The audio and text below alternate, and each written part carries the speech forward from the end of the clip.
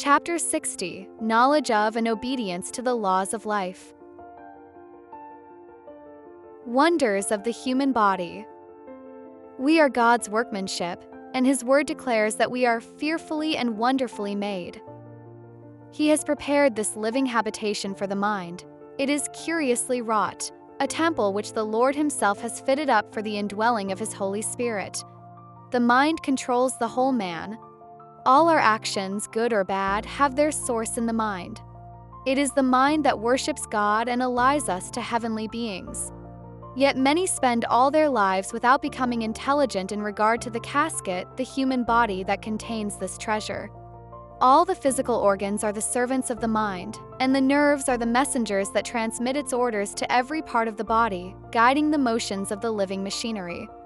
As the mechanism of the body is studied, attention should be directed to its wonderful adaptation of means to ends, the harmonious action and dependence of the various organs. As the interest of the student is thus awakened, and he is led to see the importance of physical culture, much can be done by the teacher to secure proper development and right habits. The health to be guarded. Since the mind and the soul find expression through the body, both mental and spiritual vigor are in great degree dependent upon physical strength and activity. Whatever promotes physical health promotes the development of a strong mind and a well-balanced character. Without health, no one can as distinctly understand or as completely fulfill his obligations to himself, to his fellow beings, or to his Creator. Therefore, the health should be as faithfully guarded as the character.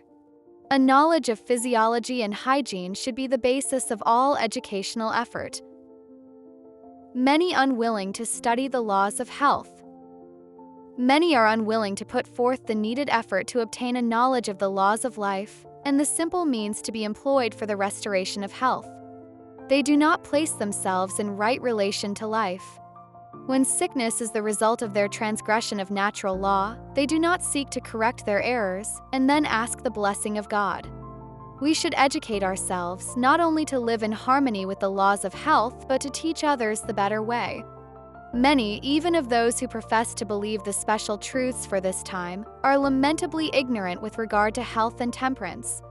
They need to be educated, line upon line, precept upon precept. The subject must be kept fresh before them. This matter must not be passed over as non-essential, for nearly every family needs to be stirred up on the question.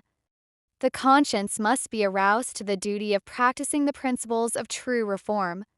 The principles of hygiene as applied to diet, exercise, the care of children, the treatment of the sick, and many like matters should be given much more attention than they ordinarily receive.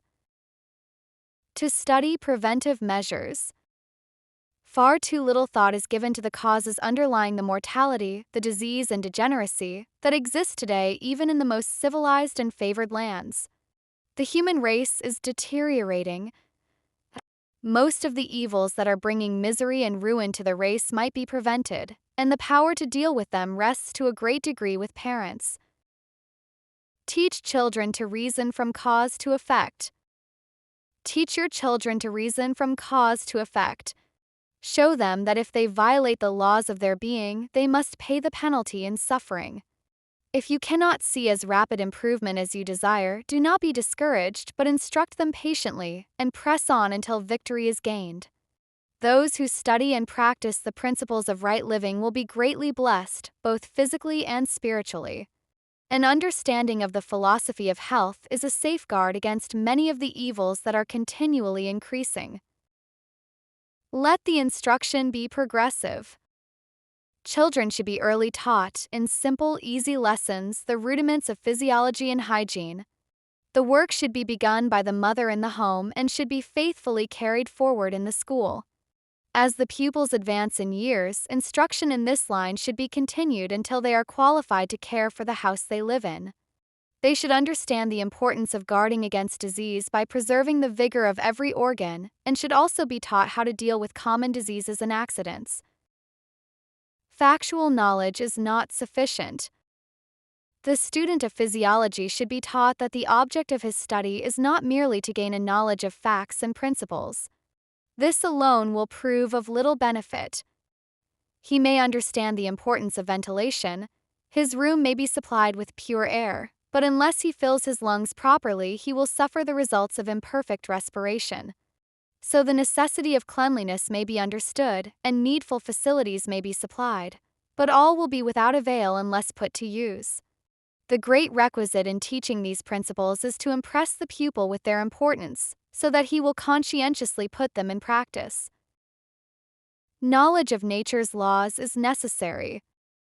There are matters not usually included in the study of physiology that should be considered, matters of far greater value to the student than are many of the technicalities commonly taught under this head.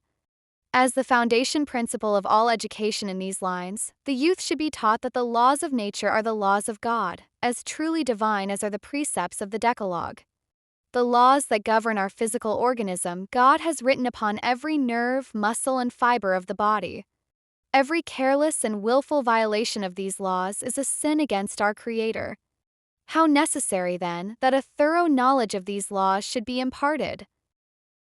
Regularity in eating and sleeping. The importance of regularity in the time for eating and sleeping should not be overlooked.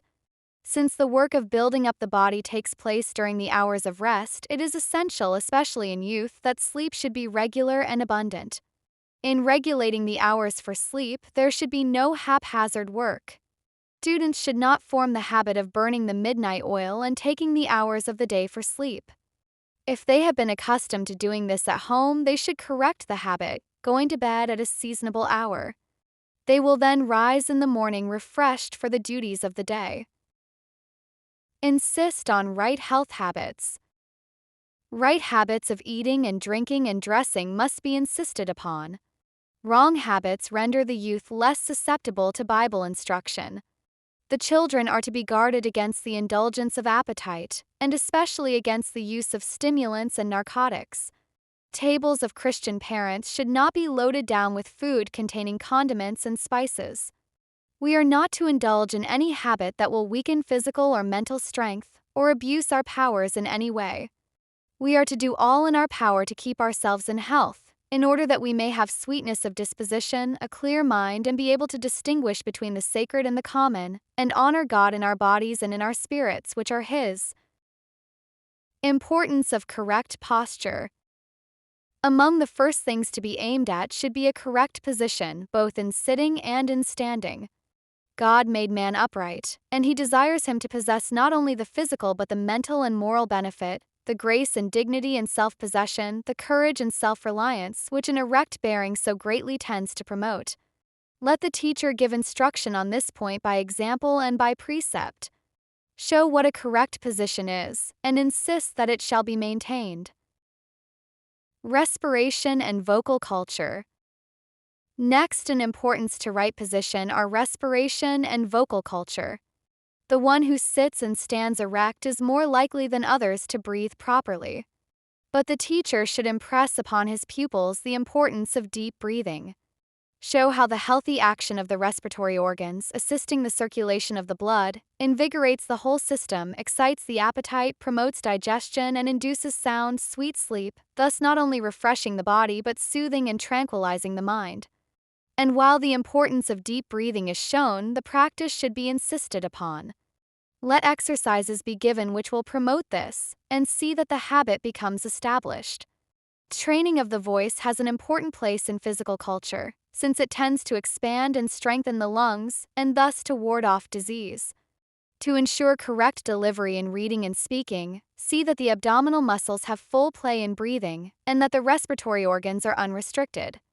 Let the strain come on the muscles of the abdomen rather than on those of the throat. Great weariness and serious disease of the throat and lungs may thus be prevented. Careful attention should be given to securing distinct articulation, smooth, well-modulated tones, and a not too rapid delivery. This will not only promote health, but will add greatly to the agreeableness and efficiency of the student's work. 3 essentials for family happiness. In the study of hygiene, the earnest teacher will improve every opportunity to show the necessity of perfect cleanliness both in personal habits and in all one's surroundings. The value of the daily bath in promoting health and in stimulating mental action should be emphasized. Attention should be given also to sunlight and ventilation, the hygiene of the sleeping room and the kitchen. Teach the pupils that a healthful sleeping room, a thoroughly clean kitchen, and a tastefully arranged, wholesomely supplied table will go farther toward securing the happiness of the family and the regard of every sensible visitor than any amount of expensive furnishing in the drawing room. That the life is more than meat, and the body is more than raiment, Luke 12 verse 23, is a lesson no less needed now than when given by the divine teacher 1800 years ago. Seek to understand nature's remedies. Pure air, sunlight, abstemiousness, rest, exercise, proper diet, the use of water, trust in divine power. These are the true remedies. Every person should have a knowledge of nature's remedial agencies and how to apply them. It is essential both to understand the principles involved in the treatment of the sick and to have a practical training that will enable one rightly to use this knowledge. The use of natural remedies requires an amount of care and effort that many are not willing to give. Nature's process of healing and upbuilding is gradual, and to the impatient it seems slow.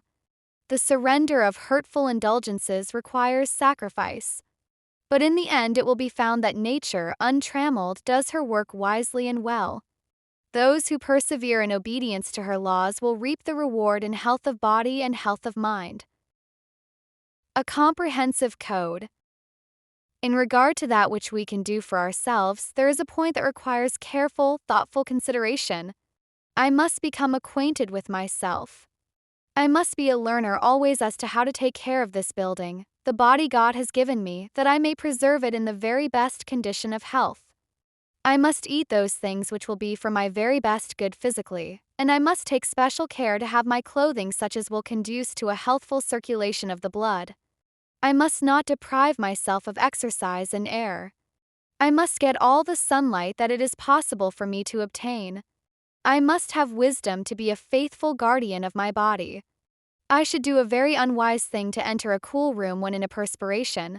I should show myself an unwise steward to allow myself to sit in a draught, and thus expose myself so as to take cold. I should be unwise to sit with cold feet and limbs and thus drive back the blood from the extremities to the brain or internal organs. I should always protect my feet in damp weather.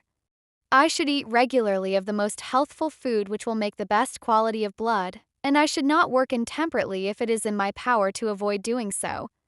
And when I violate the laws God has established in my being, I am to repent and reform, and place myself in the most favorable condition under the doctors God has provided. Pure air, pure water, and the healing, precious sunlight. We are individually responsible to God.